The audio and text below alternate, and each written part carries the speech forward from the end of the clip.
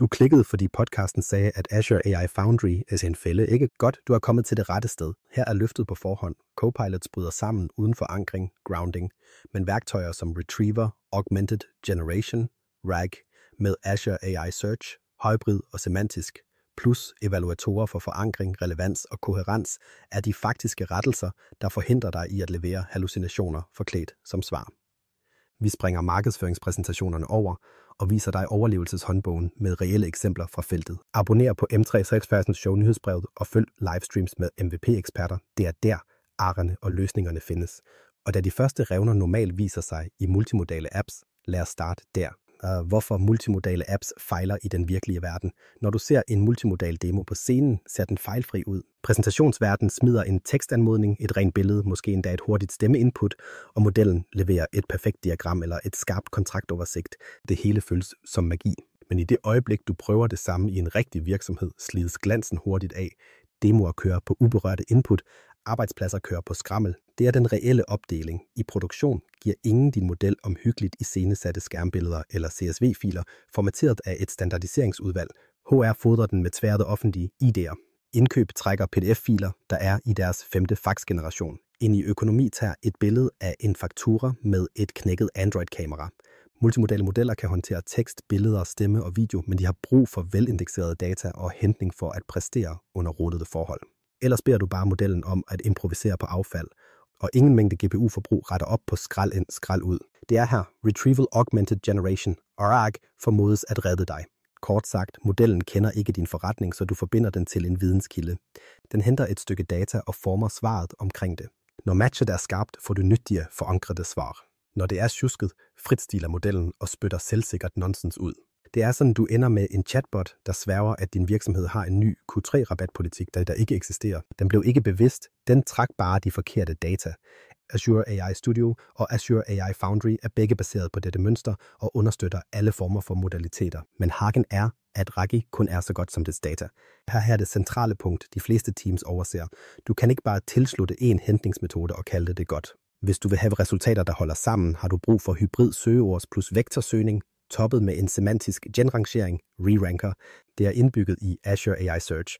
Det lader systemet balancere bogstavelige søgeordstræf med semantisk betydning, og derefter omarrangere resultaterne, så den rigtige konteksten sidder øverst. Når du kæder det ind i din multimodale opsætning, kan modellen pludselig overleve skæve scanninger og uklare billeder, i stedet for at hallucinere din compliance-politik ud af den blå luft.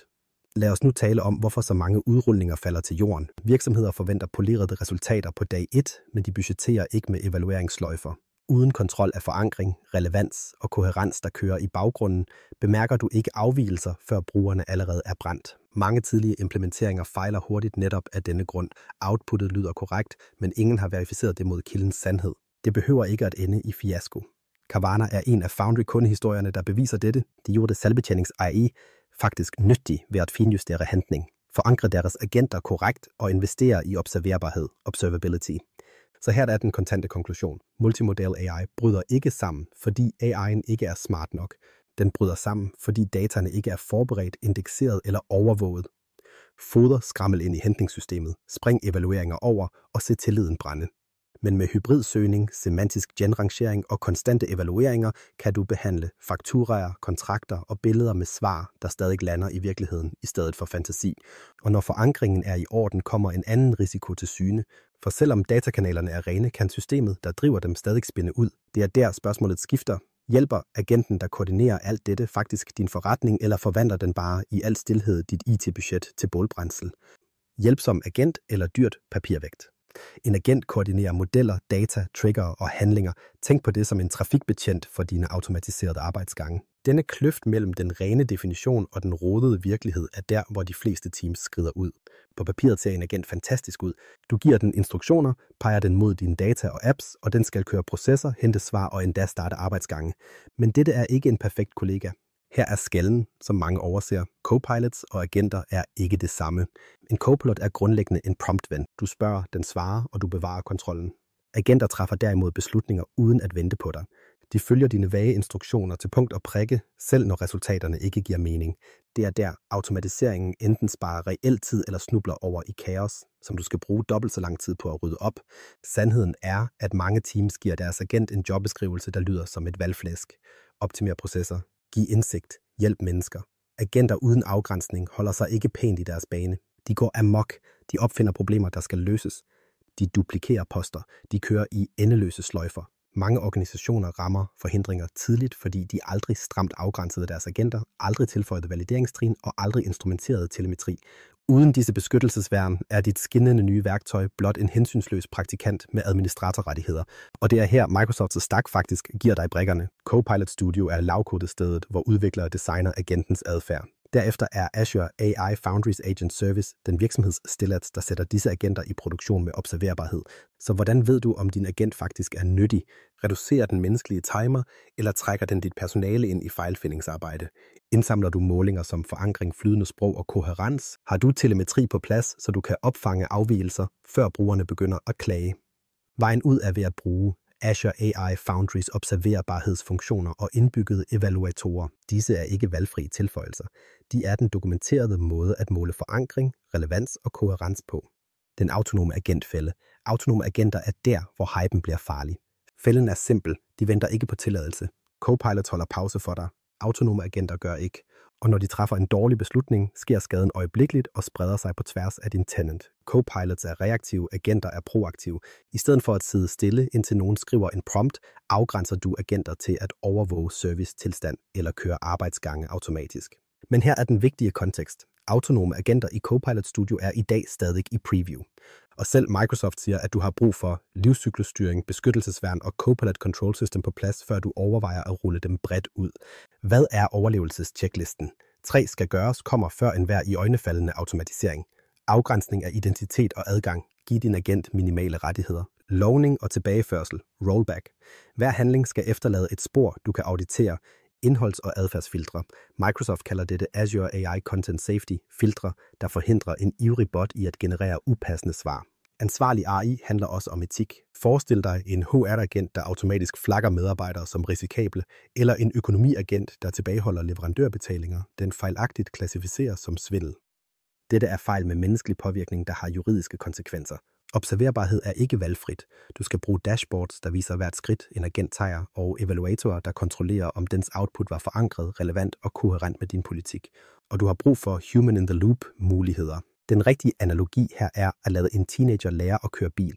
Du afleverer ikke nøglerne og håber på det bedste. Du sidder på passagersædet, giver dem grænser og installerer bremser, du selv kan trykke på. Det er livscyklusstyring i praksis. Azure AI Foundry, din fabrik eller dit minefelt. Azure AI Foundry er Microsofts nye flagskib, en såkaldt fabrik for alt AI. Problemet? For mange teams går ind og behandler det som IKEA. De kaster modeller og forbindelser sammen uden instruktioner. Det til de ender med, det er det ikke et Enterprise AI-system, så det er et demolegetøj, der vælter første gang en rigtig bruger smider en ruttet PDF ind. Sandheden er, at Foundry er et fabriksgulv, ikke din hackathon-legetøjskasse. Det betyder, at du skal sætte identitetsgrænser, pakke indholdssikkerhed rundt om enhver pipeline og bruge observerbarhed. Her er faktureringsfælden. Foundry-priser er forbrugsbaseret og knyttet til de specifikke tjenester, du bruger. Hver forbindelse, hvert hentningskald, hver besked måles og faktureres din tenant. Hvis du ikke estimerer omkostningerne og sporer brugen, vil dit økonomiteam blive lykkeligt overrasket over din uventede regning. Den virkelige dræber. Teams skubber prototypen i produktion uden evalueringspipelines. Hvis du springer evaluatorer for forankring, flydende sprog, relevans og koherens over, implementerer du blindt. Svaret er lige der på platformen. Brug Azure AI Foundry Observability fra dag 1. Tilslut prompt flows. Kør indbyggede evaluatorer på hver test. Foranker dit system med Azure AI Search ved hjælp af hybridsøgning plus semantisk genrangering, før du overhovedet tænker på at gå live. Ansvarlig AI eller ansvarlig hovedpine. Ansvarlig AI er ikke en inspirerende filosofi. Det er konfiguration, revisioner, filtre og styringstrin, der mere ligner servervedligeholdelse. Ansvarlig AI er sikkerhedsselen, ikke sportsvognen. Den grimme version af at springe dette over.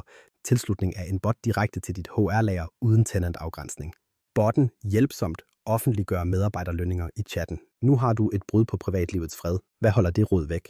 Start med Azure AI Content Safety. Derefter stabler Foundry og Copilot Studio evalueringspipelines ovenpå, der håndterer forankringskontrol, relevansscoring og forklarbarhed. Den reelle løsning er livscyklusstyring. Test, godkend, udgiv, audit, gentag. Med kontrolpunkter i hver cyklus fanger du afvigelser, før de bliver en overskrift. Nogle administratorer klager over, at ansvarlig bare betyder langsommere. For godt synspunkt. Ansvarlig dræber ikke hastigheden, den forhindrer hastigheden i at dræbe dig. God styring betyder, at du faktisk kan overleve revisioner og stadig holde dine projekter i gang. Her er bundlinjen. Fælden er ikke Foundry eller Copilot Studio. Det er tanken om, at de er plug and play. Huskeregler er enkel. Styring først, eksperiment andet, produktion sidst. Spring identitet og observerbarhed over på egen risiko. Værktøjerne er der, men kun styring forvandler prototyper til reel produktion. Så hvis du vil have de kontante rettelser, der faktisk holder din tenant i live, abonner på podcasten og giv mig en anmeldelse. Jeg bruger daglige timer på dette, og din støtte hjælper virkelig. Værktøjer vil skifte. Overlevelsesstrategier overlever.